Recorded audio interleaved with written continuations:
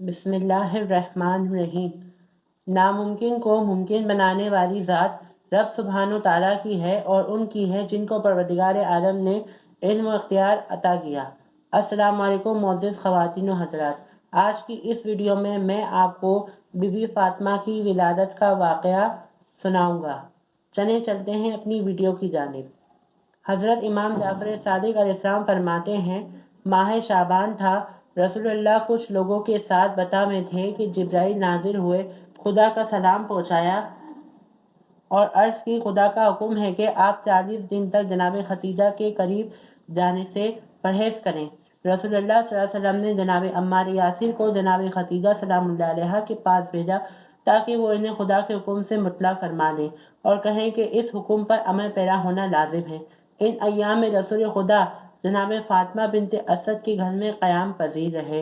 40 دن گزرنے کے بعد جبرائیل اور میکائیل علیہ السلام رسول خدا صلی اللہ علیہ وسلم پر ایک جنتی غذا سے پرطبق لیے نازل ہوئے تاکہ رسول خدا روزہ افطار فرمائے۔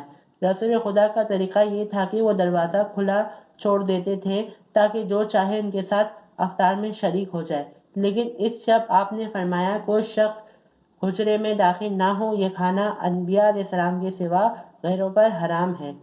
برتن میں ایک شاخ خرما اور ایک خوشہ انگور تھا۔ رسول اللہ صلی اللہ علیہ وسلم نے دونوں میں سے تناول فرمایا۔ جبرائیل علیہ السلام نے رسول خدا صلی اللہ علیہ وسلم کے مبارک ہاتھوں پر پانی ڈالا اور دوسرے ملک نے آپ کے ہاتھ بیشتی کپڑے سے خشک کیے اور دسترخوان بڑھایا اور آسمان کی جانب لے گیا۔ ملک وحی نے کہا، خداوند تعالیٰ کا ارادہ ہے کہ آج کی شب صلب پیغمبر سے ایک پاک و مطہر اولاد خلق فرمائے، لہٰذا آپ جناب ختیجہ سلام اللہ علیہ کے گھر تشریف لے جائیں۔ رسول اللہ صلی اللہ علیہ وسلم جناب ختیجہ کے گھر میں داخل ہوئے اور جناب ختیجہ سلام اللہ علیہ کو جناب فاطمہ سے حاملہ ہو گئیں اور اسی وقت سورہ کوثر کا نزول ہوا۔ دوران حمل جناب زہرا اپنی والدہ کے ساتھ ہم کلام ہوتی تھیں۔ ایک دن رسول اللہ صلی اللہ علیہ وسلم گھر میں داخل ہوئے تو جناب ختیجہ سے پوچھا، آپ کس سے ہم کلام تھی؟ جواب دیا، جو میرے شکم میں ہے اور مجھ سے کلام کرتا ہے۔ رسول اللہ صلی اللہ علیہ وسلم نے فرمایا، مجھے جبرائیل نے خبر دی ہے، یہ بیٹی ہے اور میری رحلت کے بعد زمین پر خلفائے الہی اور میرے جانشین یعنی ائمہ ہدیٰ سے اس کی نسل سے ہوں گے۔ بالآخر واضح حمل کا وقت قریب آ گیا۔ درد کی وجہ سے بے تابی میں اضافہ ہوا، کوئی مدد کرنے والا نہ تھا، مضطرب و متحیر تھیں۔ ہاتھ اٹھائے اور بارگاہ خدا میں استغاثہ کیا۔ ناگہاں 4 بیویاں جو بلند قد ہونے میں بنی ہاشم کی خواتین میں سے مشابہ تھیں، حکم الہی سے ان کی مدد کے لیے گھر میں داخل ہوئیں۔ یہ سارہ زوجہ ابراہیم، آسیہ بنت مزاحم زوجہ فرعون، مریم مادر عیسیٰ اور کلثوم خواہر موسیٰ کلیم اللہ تھیں۔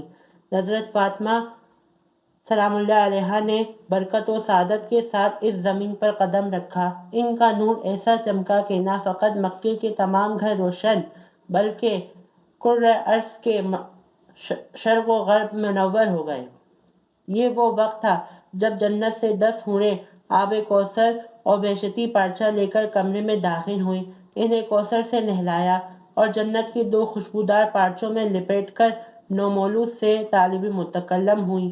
بی بی فاطمہ صلی اللہ علیہ وسلم گویا ہوئیں، میں گواہی دیتی ہوں کہ اللہ کے سوا کوئی معبود نہیں اور بے شک میرے بابا اللہ کے رسول اور سید الانبیاء ہیں اور میرے شوہر سید الاوصیاء اور میرے بچے سید الاسباط ہیں۔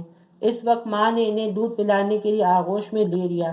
بہشت میں حوریں اور آسمانوں میں فرشتے خوشی اور نشاط سے ایک دوسرے کو ان کی ولادت کی تبریک و تہنیت عرض کرنے لگے اور آسمانوں میں ایک درخشاں نور ظاہر ہوا جو اس سے پہلے فرشتوں نے آج تک نہیں دیکھا تھا۔ بی بی کی ولادت 20 جمادی الثانی ہجرت کے 5ویں اور معراج کے تیسرے سال ہوئی اور بروز جمعرات کو ہوئی۔ معزز خواتین و حضرات، یہ تھا بی بی جناب سیدہ سلام اللہ علیہا کی ولادت کا واقعہ۔ آپ تمام مومنین کو بی بی جناب سیدہ کی ولادت کی بہت بہت مبارکباد دیتا ہوں۔ اس روایت کو کتاب الزہرا علامہ عبدالرزاق موسوی المقرب سے لیا گیا ہے۔ امید کرتا ہوں آج کا یہ واقعہ آپ کو پسند آیا ہوگا۔ اس واقعے کو زیادہ سے زیادہ شیئر کریں کیونکہ یہ صدقہ جاریہ ہے۔ اب دے مجھے اجازت، اللہ حافظ۔